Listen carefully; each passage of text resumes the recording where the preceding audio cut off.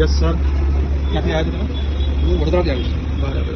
એટલે અહીંયા કામથી આવ્યા હતા સાહેબ? હા, અહીંયા કામથી આવ્યા હતા. બરાબર. પણ તમારું નામ સાંભળ્યું હતું બરાબર. વડોદરામાં એટલે કે ધ કોરિયન સ્ટ્રીટ ફૂડ છે, એની અંદર જે બી પ્રોડક્ટ તમે બનાવો છો સરસ મજાની આવે તમે છે. અમારો વિડીયો જોયો હતો કે પછી? તમારો વિડીયો બી જોયો હતો અમે, બરાબર. અને બ્લોગ બી એક ભાઈ હતા જેમણે મને કહ્યું હતું પર્સનલી બરાબર. તમે અમદાવાદ જજો હા. તો તમે કોરિયન સ્ટ્રીટ ફૂડની મુલાકાત જરૂર લેજો. બરાબર.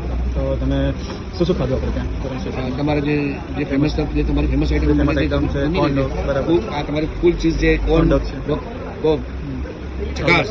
અને રામેન નૂડલ્સ કેવું લાગે? રામેન નૂડલ્સ બી ચકાસ, Spices. એકદમ ચકાસ. છે પેલું healthy food rice healthy paper ફૂડમાં રાઈસ પેપરમાં તો આહલાદક સ્વાદ હતો. એમાં તો મને એવું લાગ્યું કે હવે પછી એ જ ખાવું કે મારા હેલ્થ માટે એ ઘણું સારું છે. સારું છે. કારણ કે એની અંદર જે તમે વેજીટેબલનું કોમ્બિંગ જે બનાવ્યું છે, બરાબર. વાવ, આઈ મીન સારું લાગે.